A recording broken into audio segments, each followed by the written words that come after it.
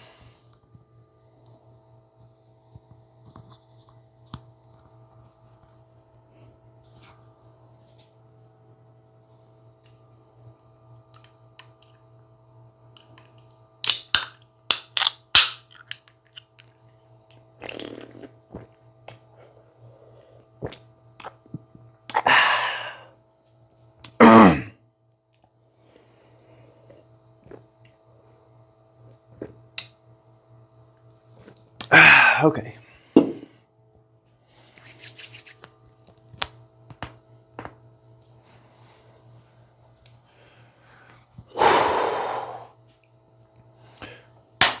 What's up, guys? It's your boy Pete from PFM Fit. We're back, and today we're talking about how I got my 300-pound bench press. The most prolific achievement of my lifting career so far, if I must say. More impressive, I would say, than a 365 squat I've recently hit, 430 deadlift, 225 mill press, which you guys haven't even seen that yet, but I hit that along the way. 90-pound pull-up, not that impressive. Maybe it's just me, but none of those things, none of those other lifts that I'm proud of myself for achieving impressed me nearly as much as hitting 300-pound bench. Now, if you saw from the introduction, those are all the failed attempts before I actually successfully nailed the 300-pound bench, and there was quite a few of them, as you saw. But those fails, which in my mind, before I failed it, I thought, there's a chance I might actually get this every single time, and then I failed ceremoniously every single time until that one time, which, hey, but that one time was after applying what we learned from what we failed, which is what I'm going to talk to you about today, because failing the 300-pound bench a few times gave me these ideas of how to not fail at that one time, and I'm going to try to apply those ideas again towards my 315 bench, because I think it's the same little final push I need to get that last little bit. And in figuring it out from going from a 290 to a 300-pound bench, I have applied some new techniques that are not new like I reinvented the wheel, but they're new in the sense that I was applying them more successfully than ever before, and I'm going to show you how. So, number one, the first thing, and you may be able to see it on my person because, I don't know, maybe you think of me as a leaner kind of build or a lankier person, as I feel like I see myself in my head sometimes, but even I can notice a little extra flub on the physique. The abs are not quite where we want them to be, per se, but they're not gone. They're not invisible. They don't look terrible. We're still training them, but that's beside the point. If you saw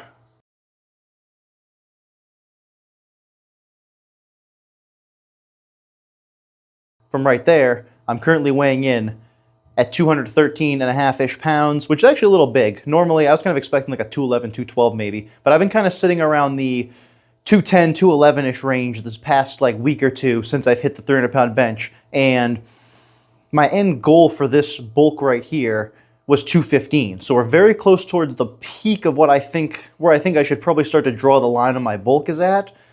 But I'd be willing to go to 220 if it guaranteed the 315 bench. But I think 215 should be more than enough to get the 315 bench based on my current trajectory and just how the lifts have been going. But anyways, step number one and how I got that last final bit on my bench to get 300 was bulk. And not just bulk as in eat everything in sight and consume everything. That's how I was trying to bulk before, in a very dirty, unhealthy way, and that actually failed. I lost weight. I was like 195 doing that because, one, I wasn't counting my calories. Two, I was eating like shit and stuffing my face with shit, meaning my appetite was not actually that good. And three, the density and like nutrients of the food, let's say, like the amount of protein, the amount of fiber, the amount of good stuff, was severely deficient compared to the amount of fats and sodium and junk, and yet I still wasn't even gaining weight. But I also wasn't hitting any PRs in the gym either, let's just say, because the diet sucked.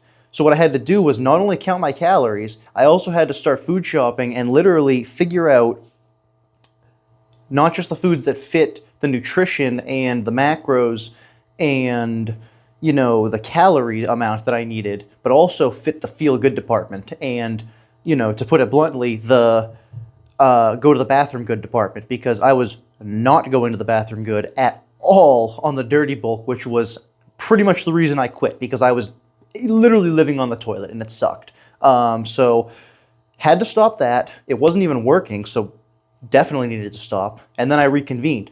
I went away and figured out a lot of foods that not only make me feel really good, I can eat a lot of them and still feel good, and get the calories I need, and be even hungrier later to eat more of those foods again. So that's what I figured out. I'm literally eating upwards of 3,500 to 4,000 calories a day now. To about 3,000 is maintenance, but if I can hit 3,000 pretty comfortably. So I'm at a point where I'm basically pushing. Am I going to go for 3,500 today and keep it a little lighter, or am I going to go for more 4,000 and kind of engorge a little bit? If I have the appetite and, you know, the free time, let's just say. But the point is getting those calories in consistently made the scale move consistently. And I'm pointing over there because the scale's around the corner. But that, I think, was the key, because not only has the bench gone up, everything has gone, well, except for my weighted pull-ups. Those have actually steeply declined, let's just say. I have pretty much been doing bodyweight pull-ups and not adding any weight anymore. But regardless of that, that's one little sacrifice I'm willing to take right now, because I think I'm going to hit a ton of weighted pull-up PRs if and when I cut very soon. Once I'm over this bulking bench press phase, let's just say. But anyways, the bulk has been going really good. The nutritional information that I've gained by really taking control and manipulating my diet has been critical to my success, I think. And that's why I want to talk about it first, because that's number one. So if you're not bulking, if you don't have good nutrition, and the scale's not moving the way you want, that's probably one reason why you are not increasing your bench press, or you're stuck at a plateau, or you are not able to move the weight you want to move, because your body is not the weight it needs to be to move that weight. Pound for pound strength be damned. It is what it is. Mass moves mass. We all know that. Anyways, let's get into number two, which this was another key, which was specializing on the bench press. Now, that might seem a little obvious, but what does it mean in terms of specializing? And now let me a little sip of the blue. Whew. In terms of specialization, I mean basically trimming the fat in my program to make it more of a bench press focused program. If you'll notice on my wall of bars here, we have a squat bar, a barbell, which is used for everything, a cambered bar, which is basically only used for bench press for the most part, and a multi-bar, which is also basically only used for bench press for the most part, and an easy bar. But what do these two tell you, as the majority of my bars are catered to specializing in bench press? Go ahead, think for yourself. It means we bench press a lot. It means pressing is an important lift in the gym on a lot of fronts, to the point where I have spent most of the money on my specialized units of lifting towards stuff that aids the bench press. Now, I'm not saying the main focus of my training was to use these bars specifically, but they were a part of it. But mainly in terms of specializing in bench press, I had to just cut out exercises that detracted from the bench press and made it hard to recover enough to bench press as hard as I wanted to so that I could only focus on overloading the bench press. If I got overload on other lifts, that's great, but I wasn't even focused on it. It was okay if I didn't, let's just say. And if I wasn't getting overload on it and it was too hard, cut it out and do something easier.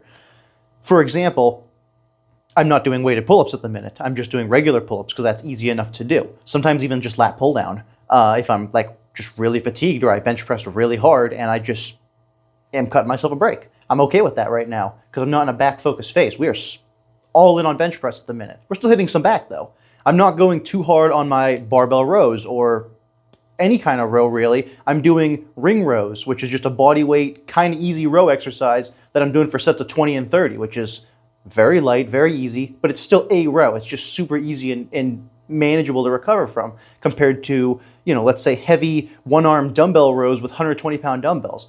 That fucks my back up like nothing else. I don't need that right now though, because if my inner back muscles, you know, my rhomboids and stuff are so sore that I can't even contract properly to bench press, or it's too sore and it hurts, the bench press isn't going to do good. So you get my point there.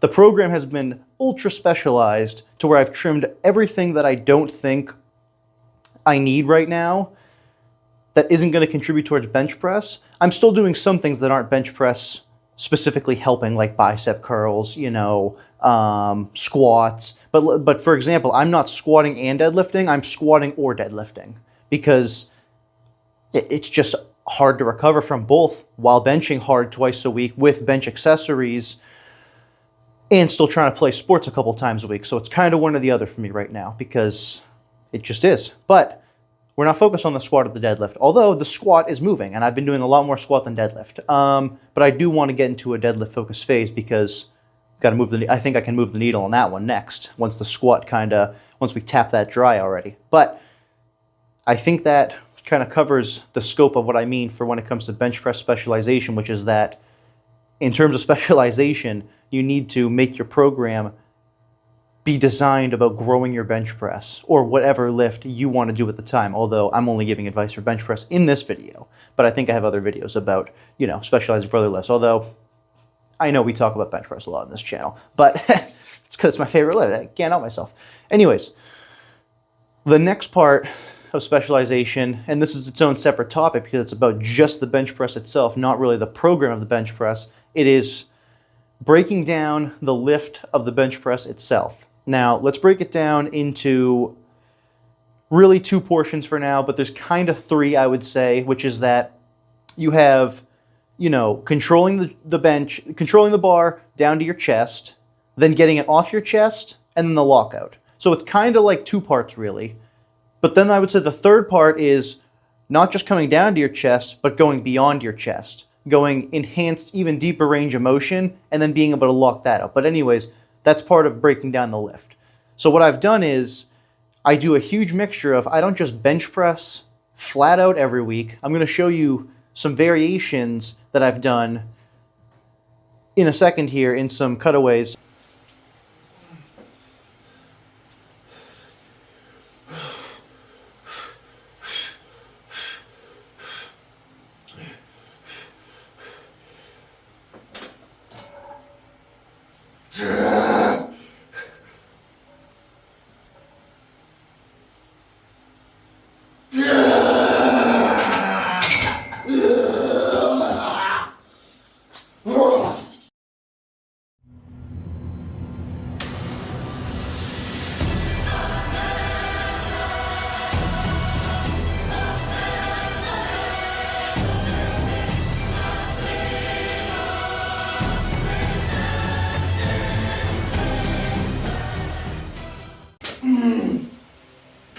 Come on. How many you going for? Just one?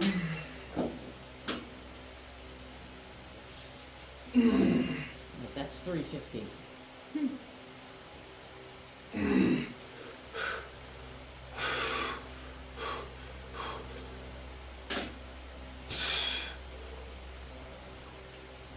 Oh yeah. You got it. Oh! One more. Speed. Oh. There you go. 3. That's it. Good job. You made your goal. Oh, you got veins. These are the lifts that I've done to work a deeper range of motion on the bench using this bar right here specifically, let's just say, the cambered deficit bar, using board presses, as you'll see, to overload and do more than I can bench press, but with a limited, normally on a full range of motion because I'm using a limited range of motion. And you're able to overload that way.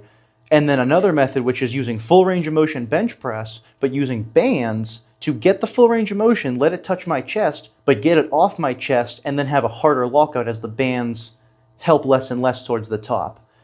But either way, the point is with most of these lifts, other than the deficit bar, where you end up having to use less weight, but you do work the bench in a deeper range of motion, kind of working fibers that you would never normally hit just with a barbell where it stops in your chest. Maybe you would get it using dumbbells, though, if you don't have a cambered bar. But you go deeper than your bench, so you work that area, which made my off-the-chest power as powerful as it needed to be to get the 300 off the chest. As you saw in the 300 attempts at the beginning of the video, where I did get it off my chest pretty cleanly every time, and the only thing that seemed to be an issue was the lockout, which is why I did focus a little more on lockout than off-the-chest focused variations, because that's where I thought I needed the most power, and I was right. But this is where things like what I call banded ego bench press come in. And I call it ego bench press because I first started doing this lift. I didn't think it was going to help my bench that much, but I was doing it to boost my ego because I felt really bad that I kept failing 300 and I wasn't getting any PRs because my mindset was just in the gutter from failing. So I just put the bands on to just like cheat and tell myself, oh, I can rep 315, oh, I can rep 335 and like 350 and all these crazy numbers that I've done with banded bench press. But ignore the fact that the band is giving me like 100 pounds of assistance off the chest. That's not the point. The point is it boosted my ego. It made 315 pounds light enough to rep, whereas I can't, obviously I can't hit that now, but it's like a psychological placebo boost. It's a mindset booster where you get to move that weight in a way that you couldn't normally, a weight that you couldn't normally move without assistance. And then, I don't know, it just, I feel like it leads right into my next point, which is overloading lifts. Things like board presses, reverse banded bench press, pin presses, and just any kind of lift where you have, they're basically called advantage lifts. Any lift where you can lift more than you could normally max out on regular, normal bench press is an advantage lift, and I was spamming those a lot with my bulk, with my bench focus specialization, and trying to make any weight heavier than 300 feel light so that 300 would feel lighter. You know, it's like when you max out and then you do a drop set, I was trying to max out beyond what I know my current regular bench max was with these variations, which I think enabled me to do the 300 normally because I was at a point where I was repping 335 on ego bench. I was repping 300 with a board just to do that last lockout bit. As you guys will see, it literally was just, I would fail the 300, get it to a certain point, and I couldn't do that lockout. So let's just put the board on the bench press, do a board press of just that lockout portion. And I could do the 300 at that point. I could rep 300 on a board press, which is crazy to me. But that right there is what, you know, it all came together for me, essentially. That's where I learned, and I put all the lessons together into the final exam, let's just say, which was hitting the 300.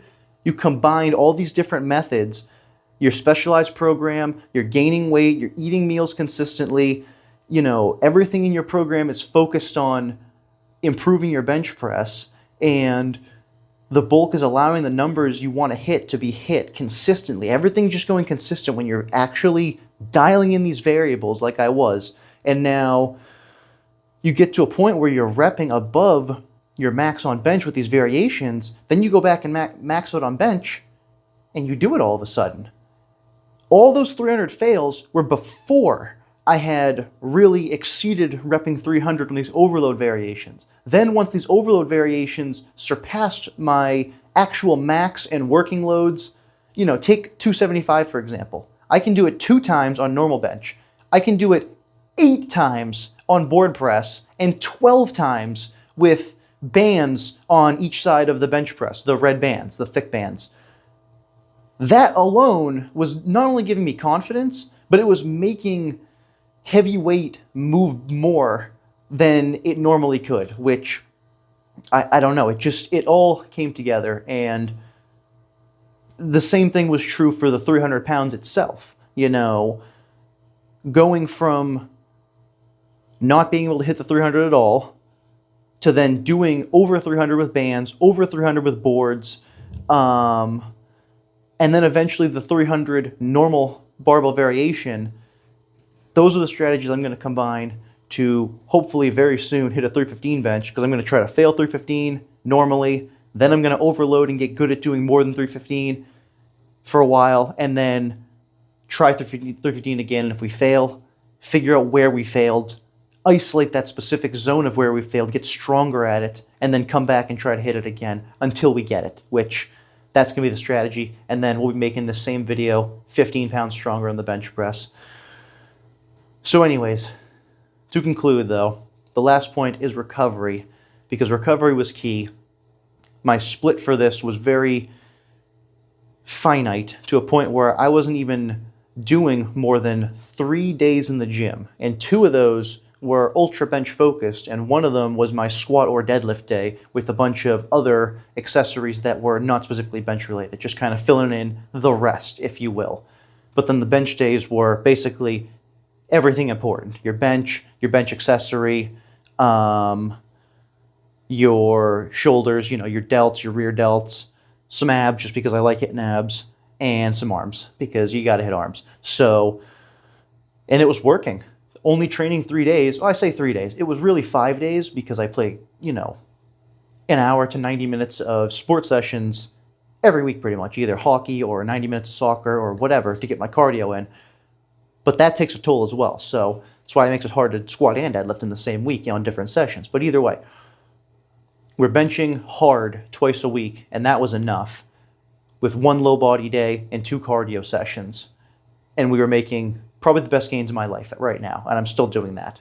I kind of want a 4th day just because I like being in the gym. I mean, I'm in my new setup. I still haven't shown you guys. New gym tour coming soon, I promise, but I do like being in here, and I honestly want to train more, but I feel like the 3-day a week is just right, you know? So I feel like I shouldn't force it, but I think I'm probably gonna, and then if that ends up being too much and my bench press starts stalling again and we start losing progress, we'll go back to the 3-day, so we can always go back. But anyways, I think that's going to do it for today. Those are basically the key strategies that I wanted to share about how I think I managed to improve my bench enough to get a 300-pound bench, which, like I said, is the most impressive lift in my lifting career so far, and at least to me, by far. Maybe other people are more impressed by ass to grass squatting 365. I'll show you that if you want, but I'm going to make a whole video on how I've blown up my squat. I've added 30 pounds to my squat on this bulk, by the way, which, unrelated, definitely be a video on that. But I've been talking big shit because I added 10 pounds to my bench.